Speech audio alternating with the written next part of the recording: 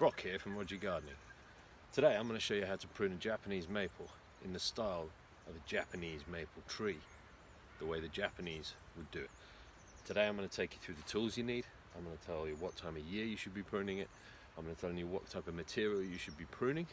I'm going to show you some of the basics that would apply to all Japanese maples, and then at the end I'm going to explain the aim and why it is that the Japanese prune them in a slightly different way and go in slightly more detail than your average gardener. That's it. So, firstly, the tools. A sharp pair of secateurs, some WD-40. This I recommend to clean your secateurs in between trees. Why? Because it's cheap and it does the same job as many of the more expensive products out there. Thirdly, a pruning saw. This is needed for any of the branches that are thicker than your middle finger. It's that simple. What to prune? You can prune any Japanese maple, dissect them, or the standard Acer palmatum.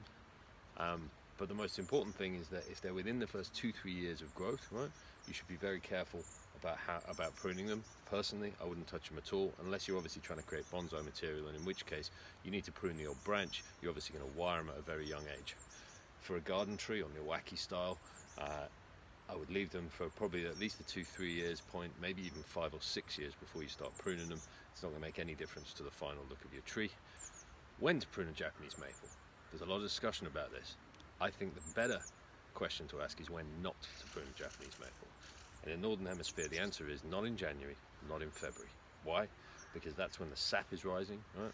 And you can do far more damage to the tree by pruning it in January and February. Outside of that, you'll have a lot of people explain lots of different things about the time of year you should prune them. Should it be in spring? Should it be in the autumn? Should it be in the winter? The reality is, most Japanese in their gardens will prune a maple throughout the year. There isn't just one pruning time. What I would suggest is if you're trying to prune some big branches, keep that to the November and December period, if you're in the Northern Hemisphere. E.g., if you're going to use that pruning saw, make it November, December. Don't make it throughout the rest of the year. I just find that you have far more success in them recovering. As for the rest of the tree, the big prune to me, remember, November, December makes sense because you can see through the tree and it's far easier to find those branches you want to take out without the leaves on it. But I will also prune this tree probably in the spring, and it helps obviously create new growth at certain points. I will also probably prune it in late summer as well, just to tidy up the tree, and then give it another prune in the November, December. This, remember, is looking for a Japanese style Acer, right? Not just a standard. Now on to the basics. The basics of pruning any maple, and this includes the dissectums, it includes this type of Acer, and it includes any Acer that you want to just tidy up and not have in a Japanese style, is you want to prune the dead wood out of it first, wherever there are some dead parts. You want to prune any crossing branches where they're going to compete with each other. You want to prune ideally anything that's growing into the interior of the tree and not spreading out. And finally, when you do make your prune, there's two basic principles, and it's similar to most trees, not just Acers. One, if you're going to take your saw out and you're going to chop here, make sure that you leave the collar. This helps it heal. Make sure that whatever you use to cut the tree with creates a clean cut, because that helps speed up the time in which it heals itself. When I say clean with the secateurs, obviously that means a sharp cut. And also, when you are pruning, try and prune it back to the next bud. This also helps with the healing process as well. One of the other things that tend to be pruned fully is the epicormic growth down towards the bottom. These are the small branches that are usually growing from kind of underneath the trunk. It just tidies up the tree a little bit down towards the base. They're the basics. Here's an example of those competing crossing branches. I'm going to come in here. I'm going to take that out. Finally, the Japanese bit. And this is something very unique to Japanese gardeners and what they're aiming to achieve when they look at any tree. The priority, if you've seen some of my other videos, it's all about making this tree look like it's part of the landscape. Trees in the landscape are often the ones that have survived for a long time in the landscape, therefore they look old. And there are certain characteristics of old trees, if you look around, which are unique to old trees. And that's what we're trying to recreate in a Japanese garden. So, what does that mean? Firstly, you need to work out in a Japanese garden what your viewpoint is. A Japanese garden is made up of various viewpoints. You're not trying to design a tree that can be seen from 360 degrees ordinarily. You're aiming for that one view. So throughout pruning, go and stand at that one location, or maybe there's two. Make sure you consistently step back and have a look at it from that location, because that's what you're aiming to create the Japanese tree from. Secondly, you may have seen some of my previous videos. Japanese love asymmetry. That is what you're aiming for in a Japanese garden. Asymmetry means non-symmetrical. So when a Japanese maple grows, and I'll try and do some drawings to explain this, it splits ideally into 2 or 3, right, at each node.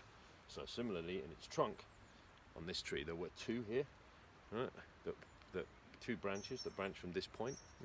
That is perfect symmetry. That creates you 2 right angle triangles. You don't want that if you're trying to go for a Japanese look. So go up the trunk, starting at the bottom, and try and remove any of the points at which there is a split of the branches. Unless obviously you're getting towards the top and you're trying to create certain shapes and send them in different ways. So you're trying to remove that symmetry away from the trunk. So that's the first one. Take those off.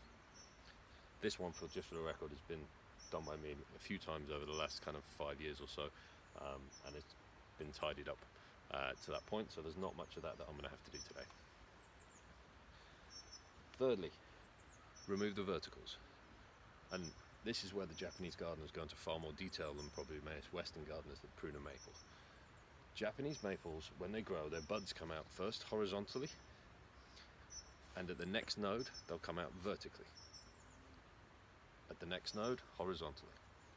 What you're aiming to do is remove the vertical growth, and in many cases remove that kind of downward sloping growth, unless, and I mean unless here, you're aiming for your branch to stay flattened down. You would take out, for example, the vertical heading up religiously. That happens every time. You'll then left be with the one going down and the central branch out the middle of it. What you might do is take the central branch in order to allow the branch to head down. What you would rarely do is take out the horizontal growth, because that's what you want to achieve. But what you might do is, if there's 3 or 4, again, you don't want too much symmetry, you might take out the left hand side of the horizontal here, and further down you'll take the right hand side of the horizontal. Again, I'll try and show you a close-up of just what I mean by that. This is a good example of the vertical and horizontal growth. Here, at this node, these 2 grow horizontally. They create that lovely layer. Back here, this is growing vertically, this is growing down. We remove that. You go back a node, once again, we have the horizontal. We like this, maybe not the symmetry, but we don't like is the vertical at the node back again. Simple. Finally, when you get towards the top, you would look to cut the trunk at certain points. Here, I'd cut the trunk in order to encourage branching and that horizontal growth, but what I'm also doing by doing that is trying to make a more interesting shape of the trunk. Right? So by cutting it here, I get this kink in the trunk, which is far more attractive and far more asymmetrical, right, than if it were to be left and see a straight trunk grow up. And remember, all the time you're looking to create those layers, right? And I'll go into more detail on this in another video, but the rationale behind the layers and to try and understand why they focus on that is, in Japanese gardening there's this concept which you may have read about or heard of called ma. The kanji for ma is made up of 2 symbols, one of them meaning doorway and the other meaning sunlight. And so the concept of ma is to allow sunlight through an open door. Whenever you're pruning a Japanese maple or any Japanese tree, you're aiming to create that concept of sunlight coming to a doorway.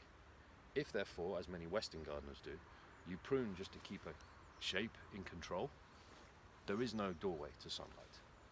That would not be how Japanese would prune their maple. What you're aiming to do is create a layer such that you could see the trunk and then maybe another layer above it. That would create that doorway, right, and sunlight. Once again, to make it perfect, you want that to be a scalene triangle, or be made up of multiple scalene triangles.